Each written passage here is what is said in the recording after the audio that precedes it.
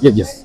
And also, we're going to gather together the spaghetti, and it'll be cooked, and that'll be our lunch for today. Thanks God I leave in 10 minutes. Okay, let's continue. Thank you for everybody participating in the activity. How that activity is different from our ministry, how different is from our life in our job, right? Okay, let's go move forward. We're going to talk about very quick about characteristics and requirements for a leader. We have several of them. You need to be sensitive. You need to recognize and the needs of your people that work to you with you. You need to be trustworthy. They must have a good reputation. You need to be available. You need to have disponibility to sometimes you don't have the skills, but you are called to do something. Next one. What else are we looking in a leader? Well, the leader needs to be a strategy, right? You need to be a plan. You need to have a plan. You need to have an objective. You need to have a goals. What are your priorities? You need to implement some programs. You have to have a budget. What alternative do you have? Do you have a schedule? Do you have a deadline? How many people do you have? How many resources you have? You are limited in some stuff. Then you need to start thinking in all of that. It's not like we are just gonna serve. Then you need to, if you have all of that and if you think about it, you will become, I'm very sure you become a better leader. You need to integrate the members of your team. For example, Father mentioned something about the Quinto Encuentro. Quinto Encuentro was a process in the United States, in the whole country, to see what's going on in the Hispanic community in that moment. It was in 2017, I think. It was a nationwide, and it was a process. Then it came from the USCCB, which is the Confederation of U.S. Catholic Bishops, through the regions, to the diocese, to the parish. You do a process, mission, surveys, work, findings, etc., and then you come in the other direction. Then in the parish that we belong, St. Paul, we did that. We formed about 10 communities with 10 people. We did mission. We knock doors and asking questions to the Catholics over there. And I mean, you need to have that type of a structure, but well, you need to have those willingness to do that type of work of doing programs and try to make some sketch of what you're gonna do, right? Next one, basic requirements. You need to love your neighbor. I mean, we are here because of love. We are not here to feel us happy. I don't think it's quite correct if we say, I serve in this ministry because I love it and I feel good, and all of that is correct, is right. But what about the other? It's not all about me. It needs to be more all about others. I need to serve others. I can tell you, when we started in Kansas, in St. Paul, we were helping to provide Holy Communion and to pray with the persons that they were in the nursing home. There were some times that I don't feel quite prepared to go because what you see, what you smell, or what you are in that situation. But it was more me, myself, my ego that was not helping me to do my ministry properly. Until one time, I was a vacation planned to go to visit some friends in Texas, and suddenly we couldn't go there, and suddenly I need to go to do the ministry in the nursing home. I say, well, I'm gonna give me that gift, my birthday present, to go there. And it was beautiful. It was like nothing. I was just walking, and with my family, I did that with the four of us, right? But anyway, you need to be a giver. You need to invest in your parish like you are doing here. You need to invest of the members of your parish. You have to provide encouragement to others. We need to do cheerleaders, right? We need to be optimistic. Then we need to help other people. We need to be cheerleader, and also you need to recognize others' efforts. Okay. Next one. Well, it was a well-formed conscience, right? To in your requirements on your leader. When I was doing this, preparing the presentation, I was feeling to tell you something.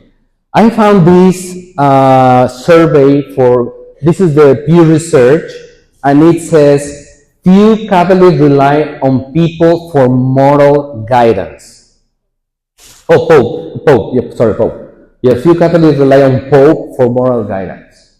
And the question was, well, the percentage represent the percentage of Catholics who look to a great deal for guidance on difficult moral questions.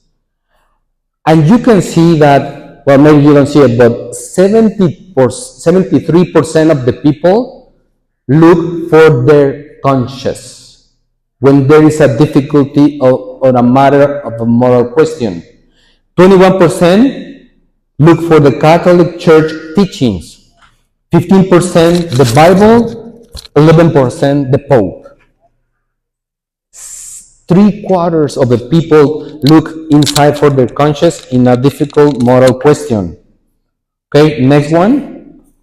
It says Catholics, both highly religious and not, rely on their own conscience for moral guidance.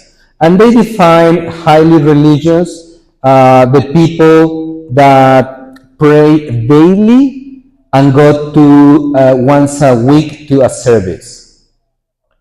74% look for their conscience again.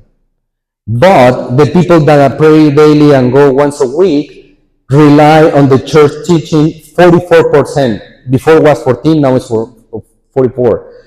Before was the look for the Bible 9%, now it's 35%. Then as you can see, the numbers grow. Now that made me feel and made me think. Then the majority of us look for our conscience to questions things for a difficult moral deal. But the question is, how do you know that something is good or something is bad? How do you know? Can somebody tell me, how do you know when something is good or something is bad?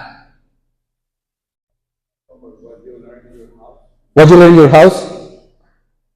Influenced by society. By society? Sorry?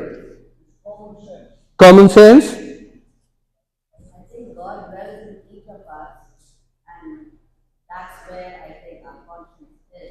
Natural law, I think. What else?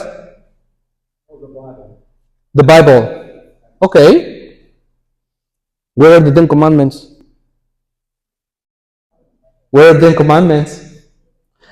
Well-formed conscience. To lead and spread the Christian morality, we must form our conscience. Yes, many of the things that you told me are correct, but you need to form your conscience. How do we want to form our conscience? Next one. This is a little parenthesis, right? Prudence is a virtue. It is the art of making good decisions. Prudence is to choose the right action for the right reason and the right circumstances. How do we determine what is right and wrong, or good and evil? Well, let me tell you. You can skip that one. Skip that one, yeah. The Catholic Church teaches us the morality of the human acts. It's in the Catechism of the Catholic Church, Numbers 1749, 1750. I'm gonna read 1750. The morality of the human acts depends on the object chosen, which is action, then in view or the intention, the circumstances of the action. The object, the intention, the circumstances make up the sources of and constitute elements of the morality of the human acts. Next one. The object, the intention, and the circumstances make up the three sources of the morality of the human acts. All three must need to be good for the action to be good. If one of them is bad, the action is immoral. It's not a moral act. That's the way we Catholics know what is good and what is bad.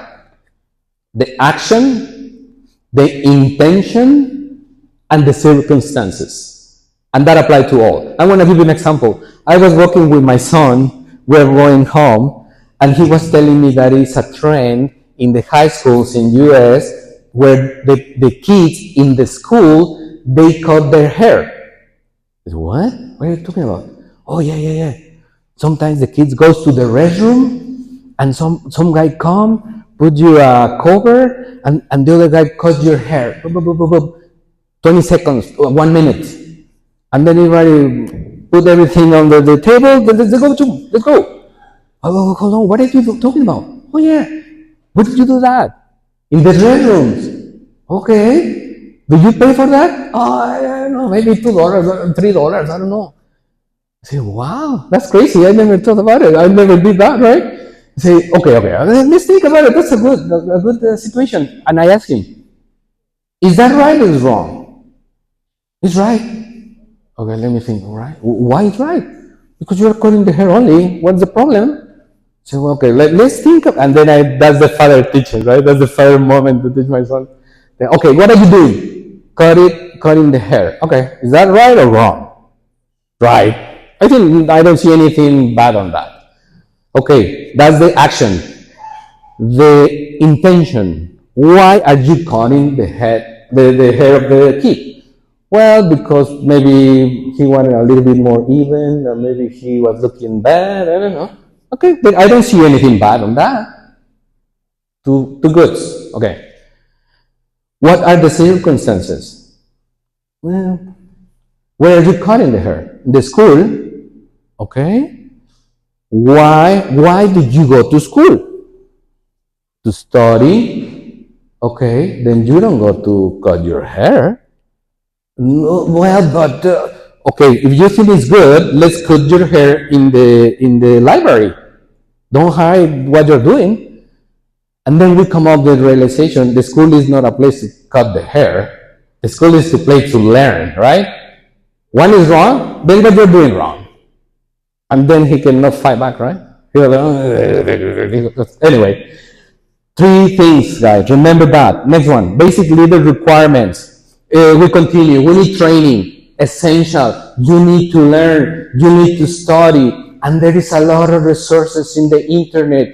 Bishop Barron. There is the New International website.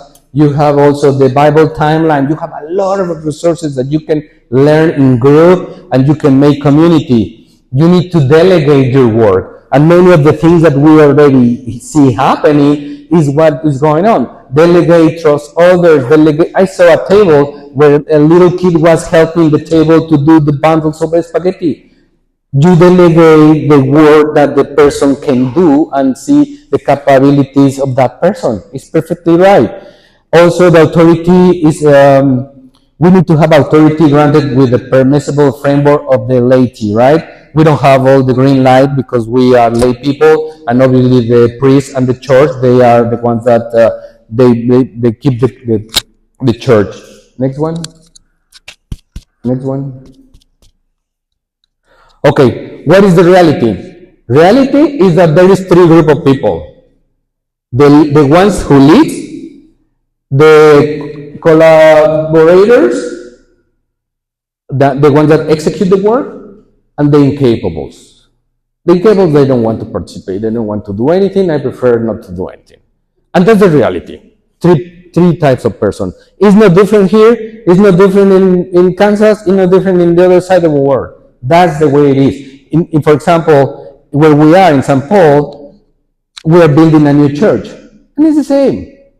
Very few people is helping to carry the other burden that we have in our shoulders, right? But that's the nature. We cannot be all the leaders also. What are a few of the challenges that we have? Secularism. That is a challenge. Separation of the religion from civic affairs and state. Big challenge. Selfishness. First me, and then the others. This is a service. This is for love. Then love is desire the good for the other. The clergy sometimes is a challenge. Sorry, Father. Sometimes the clergy is a challenge. Obviously, they need to give us green light. We can promote ideas, we can help, we can put something in the table. By the way, if you want to implement some ministry in your parish, do a plan, do a presentation to the Father, and make all the points you want to present. Don't go to, Father, I want to do this. What? Oh yeah, because no. Be prepared. Put your plan. Show it to him. Show him something that you already do your research, right? Modern relativism, that one is tough. Now good is bad and bad is good. That's wrong. That's wrong. But that's what is pushing a lot these days. Next one. One of the challenges is other leaders. Oh, absolutely. Ooh. Sometimes it looks like you are just competing with another group to do something. No, we are all in this together. We don't need any more problems, right? Then we need to accept, and we need to know how to coexist between each other. And the excuses. Oh, I'm not worthy. Oh, I don't know. I'm too young. Nobody's gonna listen to me. Choose somebody else. No. If God called you, you need to respond. He's going to provide, and you'll be very good. Next one. Well, this is everything from my part. Thank you very much, guys. Remember, be a good leader, do good, and avoid evil. Thank you.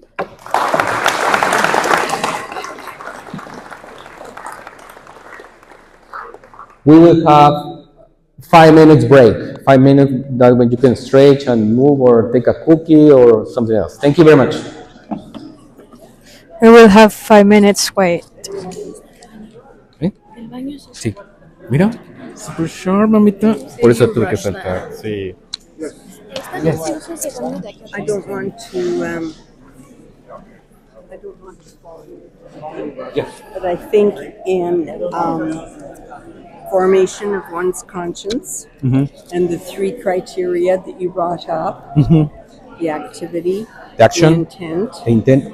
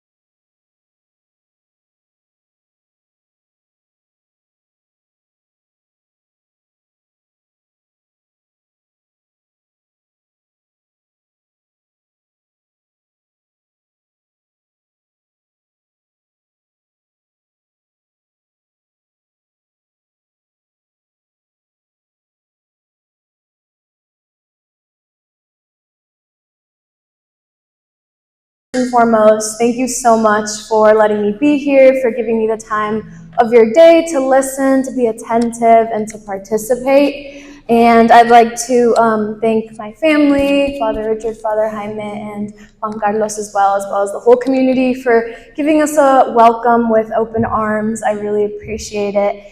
And more than anything from this presentation, I would like to provide a reminder on a lot of things regarding communication. I don't expect any of the information to be earth-shattering or something that you've absolutely never heard before, but I would just like to provide some reminders, and hopefully, like my dad said, you can approach it from a different perspective. So moving forward, I'd like to introduce myself a little more just so that you know about me, since we'll be spending the next hour here together. So my name is Sophia. I was born in Mexico City on July 28th, so if you must know, my birthday is next weekend. I'm very excited. And I've lived in 7 states in the United States, so I actually moved to Washington when I first lived in the US, so I was from the West Coast originally. And then we moved to Ohio, Illinois, Maryland, Texas, Kansas, and Missouri. So I've lived in quite a bit of states, and I went to 9 schools growing up, 3 elementary schools, 3 middle schools, 3 high schools, and then college at Rockhurst University. Has anyone ever heard of Rockhurst? Alex, you should be raising your hand. My family should be raising their hand. It's a very small Jesuit college in Kansas City, and there I obtained a triple major in French, Spanish, and Peace and International Studies with a minor in economics. And I'm currently studying my master's at Rockhurst still for organizational leadership with an emphasis in organizational development. And hopefully I'll be graduating with that in fall of 2025. And for work, I work at Burns & McDonnell. It's an engineering company native to Kansas City.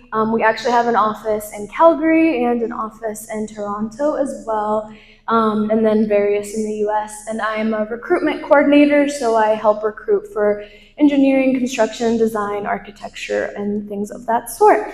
And then up here, you'll see some pictures. You'll recognize some people. So top Alex and me when he graduated from grad school this past April in Chicago at Northwestern. Round of applause for him. So proud of him. And then at the bottom, my parents and my brother. Top, that's my team at work. Very big Chiefs fans. We won the Super Bowl back to back. And then down here, that was exactly a year ago on my birthday when I was living in Chicago at that time.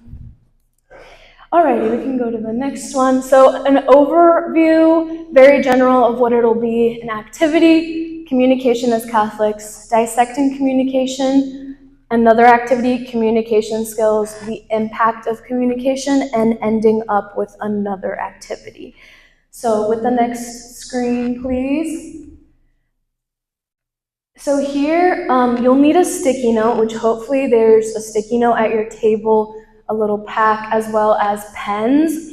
So here you're going to write a very short sentence about, as a Catholic, what does communication mean to you? And you'll have 3 minutes to answer the question, starting now.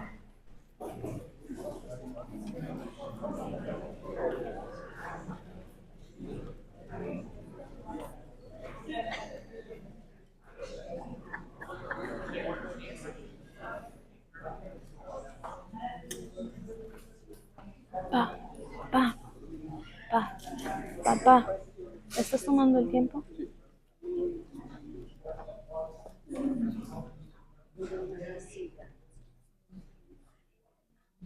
Es 1:10. ¿Sí?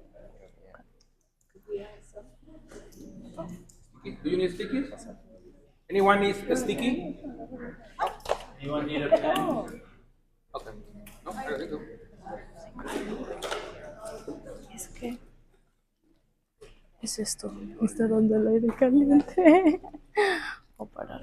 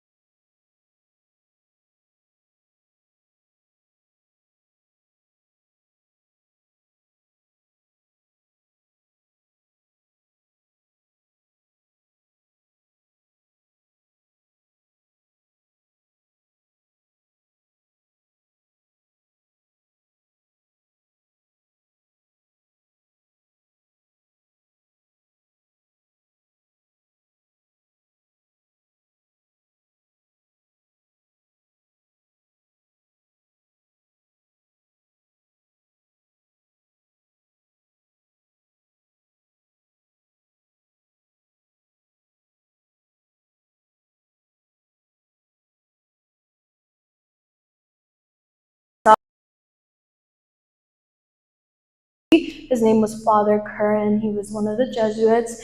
And we learned there that how we relate to the world as Catholics is how we relate to God, how we relate to ourselves and others. So I thought to take that same approach with communication. So first we start off with our communication with God, which, as we all know, is prayer, right? So what I believe prayer to be in this framework is the fuel for what fuels all of our communication with ourselves and with others. So we have to have that communication with God as a strong base in order to have communication with ourselves, in order to have communication with others.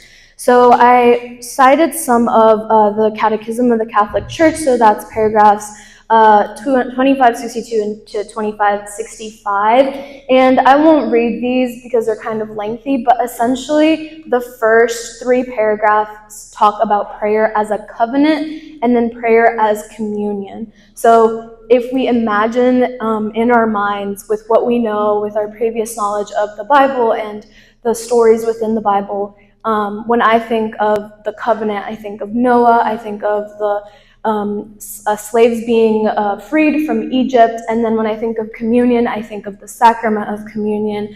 I also think of the sacrament of matrimony for a reason, just living in communion with someone else. So if we take those images and apply it to our prayer, that is what the communication with God looks like. Having that daily conversation, listening, hearing the calling, as my dad was mentioning. So here is what I would say is the base, the strong foundation to build up the rest of our communication.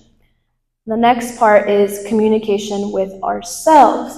And so I feel like I'm mentioning the Jesuits a lot, so you'll hear more about it. But I think 3 elements that can help us for communication with ourselves and put that into practice if you don't already. 1, reflection and discernment. So we have 6 core values at Rockhurst, and one of them is reflection and discernment. So I actually went to the website to see what the blurb was about reflection and discernment. It says, "We are committed to the examined life. Therefore, we strive to seek greater knowledge of all creation, to reflect on our own lived experience of the world, to discern the movements of our heart and reason, to listen to the experience of other people." So taking a moment out of all of our days, or even just our weeks, to see where we're at, what's stirring within your heart, where did you see God's presence, where do you feel He's calling you. A great way to do that is chatting with a spiritual mentor or a spiritual guide or a trusted individual. Another great way to do that is journaling. And so that's how we can put that into practice. And then we also have the examine, not to be confused with the examination of conscience. So the examine is actually a practice that I learned also my sophomore year of college when I had the blessing to do the spiritual exercises of St. Ignatius of Loyola with a spiritual guide. And it's essentially a way to, at the end of the day, examine everything that you've been through. So here's a little sticky note of the simple 5 steps of how to put that into practice. So first, you're going to want to start with giving thanks, showing gratitude for all the moments in your day that you had gifts and blessings. And number 2, you're going to ask for help or ask for a light. So this is where you ask God to enlighten you, to show you where He's been at work, through what, through who. And then number 3 is where you actually sit down and examine the day. So you review moments of the day, noticing maybe what's led to consolation or what's led to desolation, and the reactions you've had to events, people, and places. And number 4, you ask for forgiveness. So you say sorry for all the ways that maybe you had shortcomings, or all the ways that you felt God calling you or the Holy Spirit prompting you and you chose to not act on that. And then number 5, reflection and discernment and just overall the examine is all good, same as confession, but you have to make a resolution. In order to actually make progress, you have to come up with a resolution. So resolve to change. Decide what in your behavior or attitude you will try to improve on tomorrow, And this does take like 10 or 15 minutes, but it can also be pretty quick. And I recommend you don't do it while you're like in bed getting ready to fall asleep, or else you will fall asleep. So maybe just take some time during your day to do that. And we have the examination of conscience, which should not be a stranger to any of us if we're all practicing confession. So making sure you look up a guide. There's some guides that I like to use where it has the 10 commandments and then questions asking and prompting you to reflect like creative ways in which you might have sinned and you didn't know it was a sin. So making sure to practice the examination of conscience. And then thirdly, we have communication with others. Essentially, that begins with a dialogue and an invitation, and these are our everyday conversations and interactions. So upon my research in the American Psychology Association, I found an interesting tidbit on conversations and the value for us as humans. And here's a quote. People's well-being is determined in large part by the quality of their social relationships, which rely heavily on conversations that they have with each other. And this was said by Dr. Michael Cardis, and he's an assistant professor of management at Oklahoma State University Spear School of Business. And he also continued by saying, going a little deeper in conversation as well as learning to navigate disagreements can create the kinds of connections that leave people feeling happier. And I don't know if this applies to all of you, but it definitely applies to me. I'm the type of person that I love chit chat. Like, I love catching up. I love the small talk. But unless we can dive deep and like really get to know each other and talk about each other's experiences, each other's like fears and hopes and joys, I don't feel like I'm getting to know you at all, or I don't feel like we're actually interacting if all we said was like, how's your day? Good, same, that's it, right? And then I like the part that says navigating disagreements. For those of you who here is married or in a relationship, perfect. For me, one of the most like beautiful moments, I would say, that I've learned so far of like being in a relationship is having an argument where you know both people are trying to actually listen to each other and you're trying to get over the argument and not just like fight for the sake of fighting, which I like doing that too, so like I'm a little toxic, but like it's also just the moment when you know you're listening to each other and disagreeing with each other, but you know that you're coming out at the end of it knowing each other better because of it. So I think that's a very important portion of communication as well. And the part about dissecting communication. So here, I'd like to take communication and like take it apart like a little Lego box. So those Legos would be what you say, how you say it, and what you don't say, and that is communication. So first portion, what you say. Here it's your message and the content of what you are actually trying to convey. So I'm going to give an example. So I'm going to have a sentence and it's, hey dad, I'm going over to Alex's house today. And you know those people, my dad and then Alex, my boyfriend. So you're in on all the context. So then the next part is how you say it. Here is the tone, timing, and the medium and the channel. And these might all seem very intuitive, but I think a lot of us forget these portions when we're communicating. So the example is, hey dad, I'm going over to Alex's house today. And the tone of how I say that will impact 100% how my dad receives that message, right? Like, what's the difference of me like looking at my dad in the eyes, standing in front of him and saying, hey dad, I'm going over to Alex's house today, versus like, hey dad, I think I'm going over to Alex's house today. The first one is normal. The first one's like, great, she's gone, love that. The second one, she's like, oh my gosh, like what happened? Like, tell me the tea, like what is going on, right? So like that can impact how people perceive it. Number two, when am I telling my dad? In passing? Okay, you're good. In passing, after a fight, at breakfast, am I calling him? So how am I telling him in a conversation, in a call, in a text? All of that is very different. For those of you that are parents, maybe, it can be different if your kid calls you to tell you something versus texts you to tell you something versus comes over to your house to tell you something, or if it's a kid, like whether they tell you something at all or not. All of that makes a very big difference. Next, please. And then the third part is what you don't say. So what you say is as important as what you don't say at all. So that includes nonverbal communication and information omitted.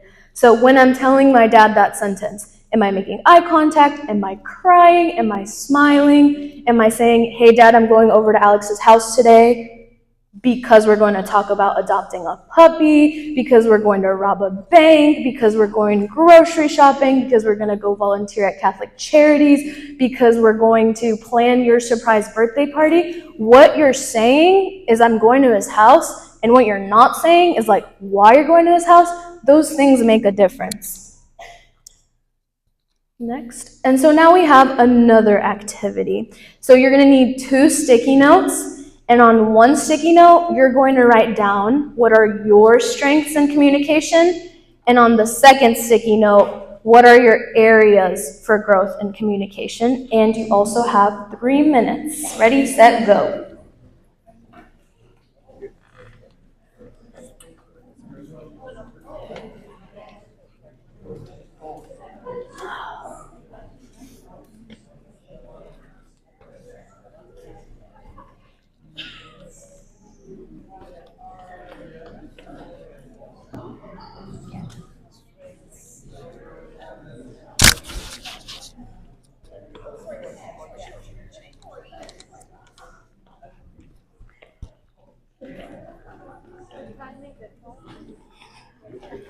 Oh, thanks. Thank you, Father. Why are you not doing the sticky notes? You need some sticky notes? Every activity, you're going to be sharing with Father your answers. Oh. Yeah. Miss Torres, can you please tell me, you right away started your communication section, and it was very much Catholic. Okay, now can you please tell me how we should discern spiritual mentors and Catholic friends and such, in the sense that only 1/3 of Catholics even believe that the Eucharist is the body of Christ. Right. So do we need, yes, I know we can love everybody, but do we need to discern and go, I can't use you as a mentor because you don't even believe a fundamental. I think all those things to begin with take time. So you're obviously like me, I just met you, right? Like that doesn't mean I'm going to sit down and be like, well, here's all my problems. Like, please tell me how to do this, how to do that. Like, can you be my mentor? I mean, you can, but I think it takes time to establish a relationship in the first place, like as a friendship, to see if somebody is like trustworthy, to see if their faith is something that aligns with like the actual teachings of the church. And then there are a lot of good resources where there are certified mentors and guides that have gone through training and classes. For example, I know my mom and dad did a spiritual mentorship program that was ran by the Sisters of the Apostles of the Interior Life. So it's good to seek out those resources, and Father Richard or Father Jaime would be great resources as well to ask them like what those institutes look like in your community where you could find those people. 30 seconds. Okay, perfect. And so I hope that helped a little. Does that help a little? But yeah, I'm just sort of taken with the whole, Catholic, and yet we only have 1/3 of Catholics Right. who believe that the sacrament. Right, and that 1/3 of Catholics is never going to grow if we don't seek people out and if we don't like intentionally invest into those relationships or even put our faith in that 1/3 of Catholics that can grow. So And I believe very much that we even have to support the other 2/3 of as Catholics well, and such. yeah, Yes, as well. But if you don't have integrity and honesty already with the Eucharist, then Yeah, we don't have a Catholic discussion to have. that's also true. I think it is like an openness in a matter of time. But I think we're almost up on time. Thank you.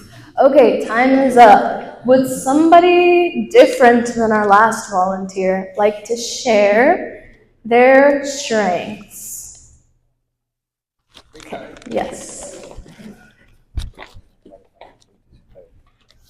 For my strengths, I wrote precise, concise, and looking for feedback.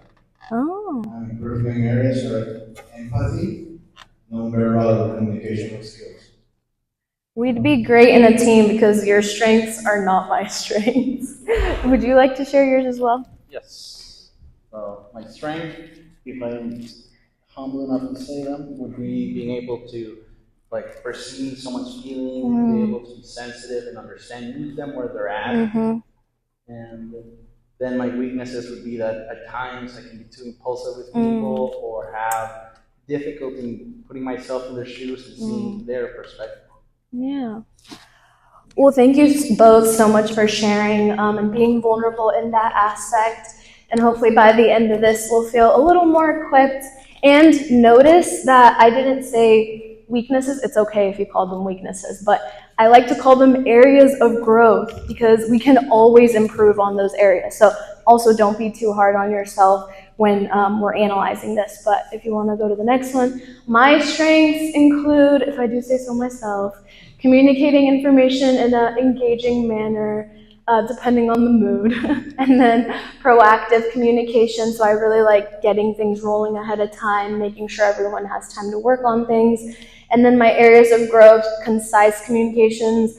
I can go on and on. I love talking. I love hearing myself talk. Like, I'll go on and on forever. And then understanding different communication styles. Sometimes I get so caught up in, well, I do it this way and it always works. So like, why don't you do it that way as well? Like, it's not that hard, just do it. So I could be a little more empathetic as well. And then in order to help us with those areas of growth and in order to solidify the strengths that we already have, there are some communication skills I'd like to share. I know there are so many out there. You can research them, read a bunch on them, watch videos, TED Talks, but I chose these specific 5. They resonate with me the most, and I also think within the church itself, I'd like to see a growth in these. So we have cross-cultural communication, proactive communication, empathetic communication, nonverbal, and then as well as listening. So first we start off with cross-cultural communication. I read during my research for this in a Forbes article regarding strategies for communication across global teams. They mentioned the following strategies for engaging in cross-cultural communication. So there's 5. They have cultivate cultural awareness, be sensitive and flexible in your approach, challenge stereotypes, ask questions, and patience is key. So for the first one, nationality, ethnicity, location of where we're from, including location of where we're communicating, are all factors that heavily influence the way a speaker relays a message and how that message itself is retained and comprehended. So an example of this, which is very cultural, greeting people. So me, myself, I'm Mexican, but I was born in Mexico, but raised in the United States my whole life. It is a huge deal to say hi to people and greet people in a room, like if you're usually in a Spanish-speaking culture. Whereas in the United States, I don't know about Canada, so y'all can tell me, but in the United States, you can just like nod and that's enough. Or you don't even say hi. Or like sometimes I'll be at work, like walking down a hall and I'm like, hey, how are you? And they just don't even say anything. And I'm like, well, that was rude. They hate me. Like, I hate them too, you know? So the way that you receive the information can be very different depending on your culture. So having that cultural awareness and taking the time to research, know the cultural differences. So number 2, be sensitive and flexible in your approach. 1, keep in mind language barriers. It's hard. How many of you speak more than 1 language? I love to see it. I love to see it. But it's so hard to learn a different language, especially as an adult learner. We have to have compassion. We have to know that there's a language barrier without being patronizing. So this is low-key a traumatizing experience I've recently had. I was in the emergency room about a month ago, and I was admitted to the back without my parents. They came with me. I'm still like very close to my parents, still live with them, even though I'm like a 24-year-old adult. But the nurses kept giving my parents instructions, and my parents were very much understanding what the nurses were saying, but I was like in the room and I wasn't there to like see these interactions. And the nurses just kept going on and on. They're like, there's a language barrier. I don't think they're understanding what we're saying. Like, there's this, there's that. And I was like, there's no, like, I literally shouted from my room. I was like, there is no language barrier. Like, they're understanding what you're saying. Like, it's also 3 o'clock in the morning. Like, give us some grace here. So that was very frustrating for me because I know my parents and I know that they understand English and speak English. But when somebody else maybe approaches that situation and like, well, you didn't reply like fast enough, or like you didn't show that you comprehended my message fast enough, like you obviously don't speak English, like there's obviously a language barrier. That can be very discouraging when people are trying to communicate. And then be willing to adjust to your audience. So the way you communicate with one group of people might differ from the way you communicate with another group of people. So the way my dad might communicate with my mom, Esteban, me, and Alex at dinner is very different than the way he's like communicating with all of you as a group, right? So just knowing when to adjust. Number 3, challenging stereotypes. So we easily succumb to unconscious bias and stereotypical ideas about a group of people because of their ethnicity or location based on societal standards, upbringing, or education. Unfortunately, these can foster discrimination, inhibit team growth, and prevent thriving cultures. I wish I didn't have to like elaborate on this. Like, I wish everybody just understood that paragraph and that like challenging stereotypes is a thing, but it does need to be a reminder because sometimes people don't interact or communicate with others with such intentions in mind. So number 4, ask questions. I love it when I was in school, in grade school, and teachers would say, there's no stupid question. I would beg to differ, like if they just gave instructions and you ask the question where they just told you what to do, that can be a little bit of a stupid question, but it's better to ask than to stay with the doubt in mind, or it's better to ask and show that you care what the other person is saying, right? Like, nothing's worse than being like in the break room at work and somebody's like, what'd you do this weekend? And I'm like, oh, I like went to the mall, and that's it. Like, I love it when somebody's like, oh my gosh, did you get anything fun? Like, what stores did you go to? And I can be like, oh, I did this. What about you? And asking questions is what keeps communication rolling, conversations rolling. So patience is key. Number 5, allow time for mutual understanding to be developed. So establishing a precedent of transparent and empathetic communication takes time. It's not just going to be from one day to the next. It takes time. So cross-cultural communication continued. These 2 paragraphs, also kind of lengthy. I found them on USCCB's website. That's the United States Conference of Catholic Bishops. And I was clicking around, I found a module regarding cultural diversity in the church.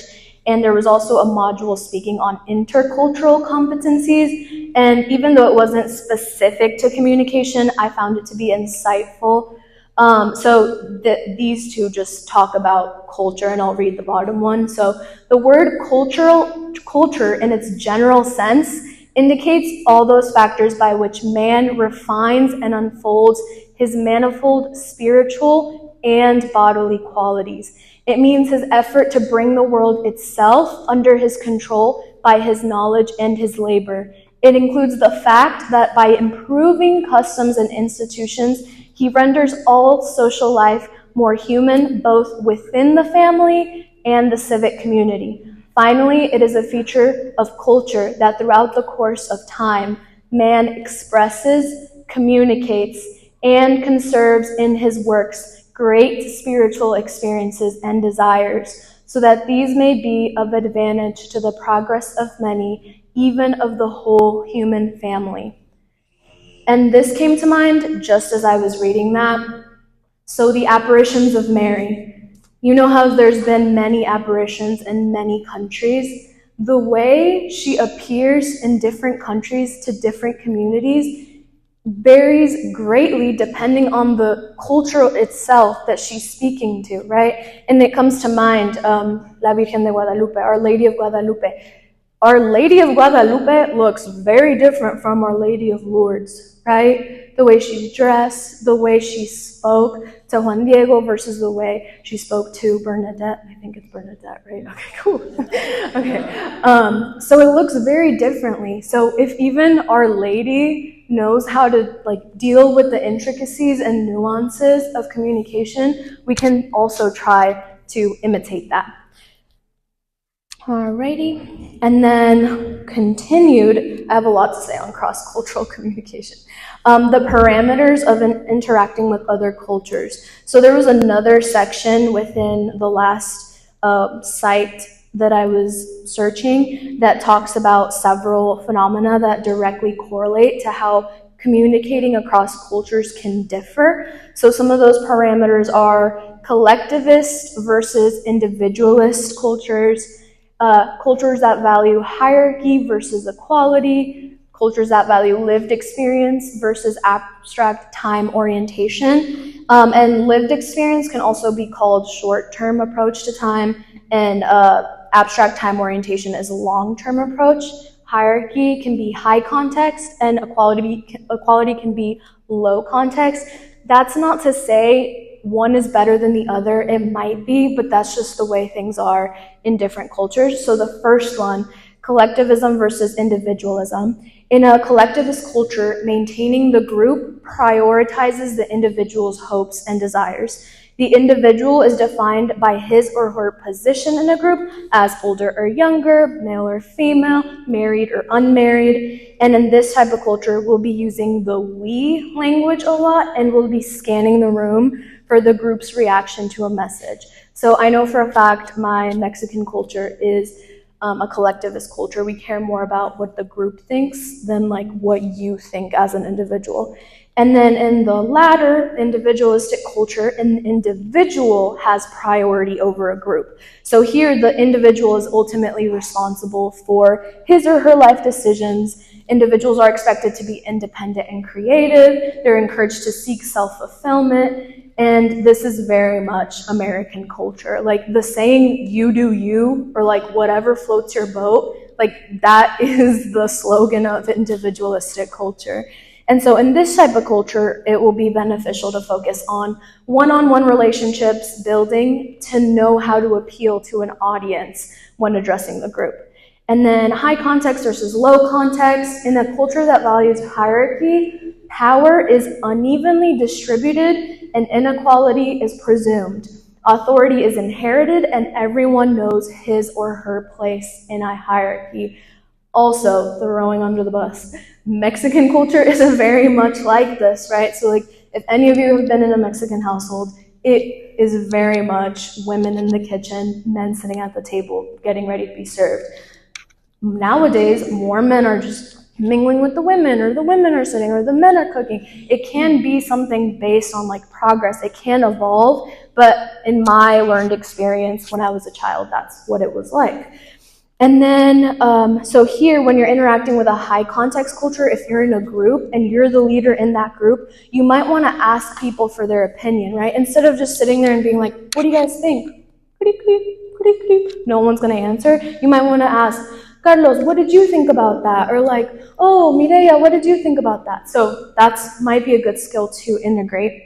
And then it might be possible to observe that in your role, you might not be questioned a lot, and you can use this as an opportunity to ask your community for feedback. And then for low context cultures, authority within a group is earned, sanctions and rewards are based on one's performance, and status is often seen as something earned rather than ascribed because of one's position. So communication might be more direct, and individuals might be willing to challenge other thoughts and opinions, including that of the leader of the group.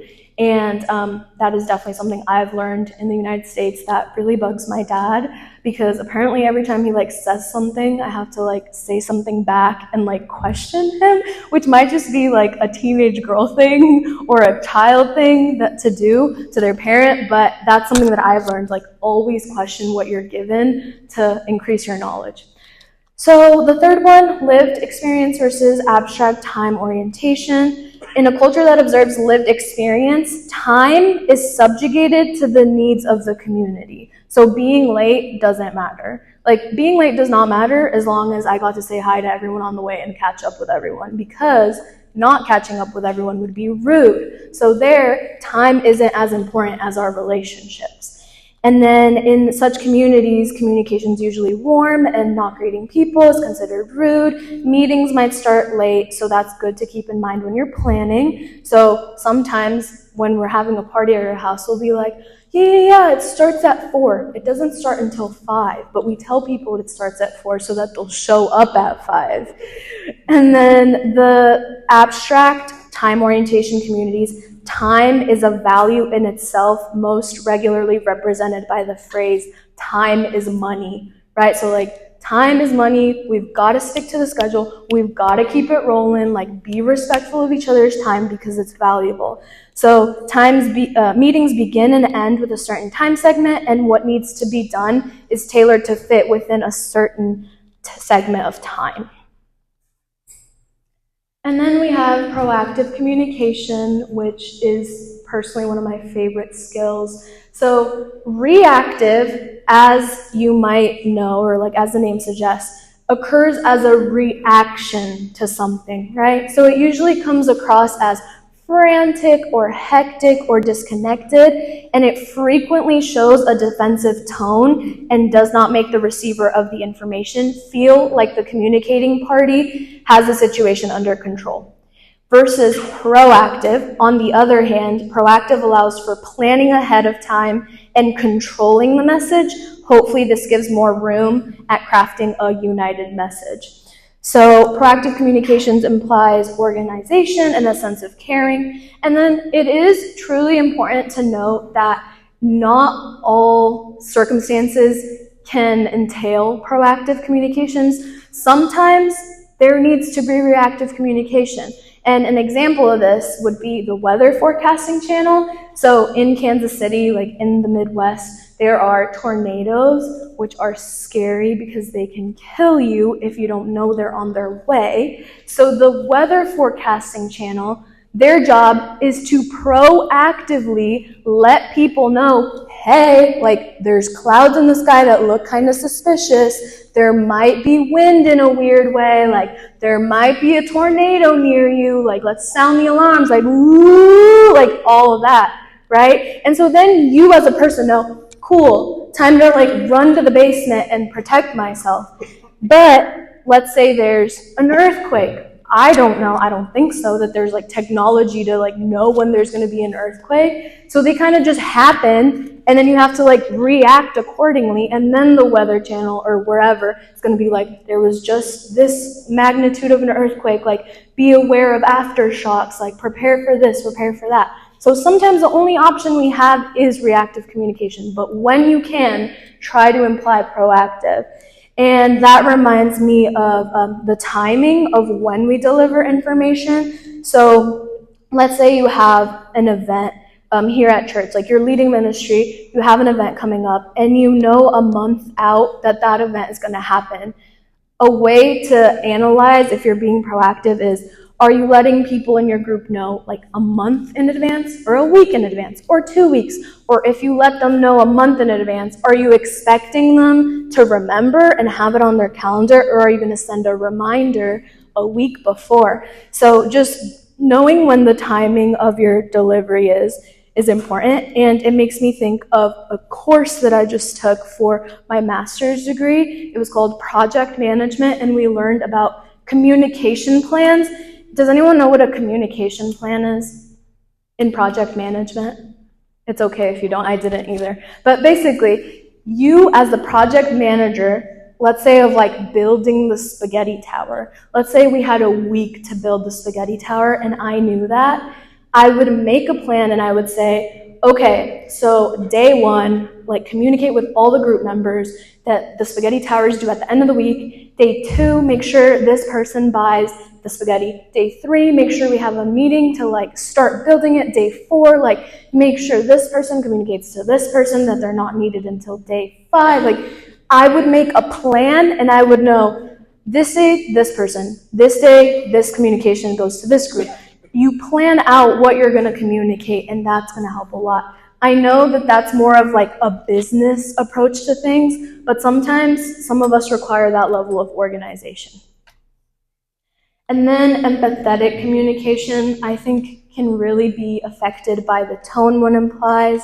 So a good way to reflect on your tone is, if I was receiving this message, how would I feel? Or like, how would I react to it? And that way, when you're talking, you're treating people how you want to be treated, and you're trying to be as empathetic as possible. Some of the worst encounters I've had with someone was when they take on a condescending or a patronizing tone, but on the contrary, some of the best encounters are when people take a genuine approach and truly want to listen to what I have to say. And so then I did some research on the Catholic News Agency website, and I found an article that was called, "What's the First Step to Good Communication? Listening," the Pope said. So in this article, the author, Elise Harris, said, Pope Francis emphasized that the encounter between communication and mercy will only be fruitful if it generates a sense of closeness that cares, comforts, accompanies, and celebrates the other. She quoted Pope Francis by saying, "In a broken, fragmented, and polarized world, to communicate with mercy means to help create a healthy, free, and fraternal closeness between the children of God and all our brothers." So in addition to embodying mercy, Pope Francis also explained how we should be welcoming, and to that he said, "We're called to communicate with everyone without exception," adding that the Church has a special task in her words and actions of conveying mercy and touching people's hearts. So I hope with this we all remember and learn that communication has the power to build bridges within our culture, within our community, with other communities, and also within yourself and with God, and being merciful towards others and being welcoming, as well as being accepting of mercy and welcoming, can help in that. And then nonverbal communication, I think we're all very familiar with this. When we think of nonverbal, we usually think of our body language, right? So like, I remember in school always learning about like, if you stand with your arms like this, you're coming off as like closed and like you don't want to listen, versus if you're standing like this, versus if you're standing like this, like different ways that we sit, stand, position ourselves. Like obviously if I'm having a conversation and I'm like this, like that's, not going to help, versus like if I'm like that, also not going to help. But nonverbal communication also includes physical proximity, physical appearance, and vocalics. So physical proximity, if I'm speaking to someone and we're like standing this close, like that's pretty normal, right? But like, what if I get like really close to her? Like, isn't that a little weird? Like, I'd be very uncomfortable. Versus if I'm also like all the way back here, like at that point, am I even talking to her? So physical proximity, important. Physical appearance, let me tell y'all, if I showed up today looking like what I looked like when I got off the airplane yesterday, y'all would run for the hills. I did not look professional. I did not look well at all. And I like tried a little today. So like hopefully that makes you all perceive my message way differently than if I looked not okay. So, and then vocalics, nuances of someone's voice. So that can be their pitch, their tone, their volume, the rate they're speaking in. If I was speaking the whole time like this and I was speaking super fast about communication, nobody would be able to catch anything I was saying, right? Versus if I was like speaking like communication, the tone. No, that'd be so boring. So those things make a very big difference in your communication. And then regarding nonverbal, I always think about eye contact as well. It's a delicate balance. Too much eye contact and it's uncomfortable. Too little eye contact and it feels disrespectful. So just keeping in mind, how much eye contact are you making? Is it comfortable? Is it making the other person feel comfortable or not? And then lastly, what information is not being shared goes back to the framework. What are you not saying? Why are you not saying it? Do you think the other person's not capable of understanding? Is there enough time to go into the subject? Is there a later time that you're going to share more information? So what are you not sharing? As well as what are you communicating with some people and not others? So if I tell you the story of what happened on Saturday night, but I don't want to tell my mom the story of what happened on Saturday night, it makes you think like, what did you do on Saturday night? You know? So what are you communicating to some groups and not others? And silence. It feels so nice to just have silence, not only in your relationship with others and in communication with others, but also with yourself. So ask yourself, do you feel comfortable with sitting in silence with someone or letting silence come into the conversation and not filling up every single moment because it's so uncomfortable to just sit there? Do you give ample wait time to ask people questions? So a thought that I had when I was reviewing this, I was like, if I asked you all, what's the tallest building in the world? And I expected an answer like right now, tell me what. No, like maybe you guys need a second. Maybe you know the tallest building in the world. I have to give a few seconds. There's a research that shows that 6 seconds is like enough wait time. So literally, what's the tallest building in the world? And if you know it, you can answer. Okay, yes. But also, I heard somebody here was an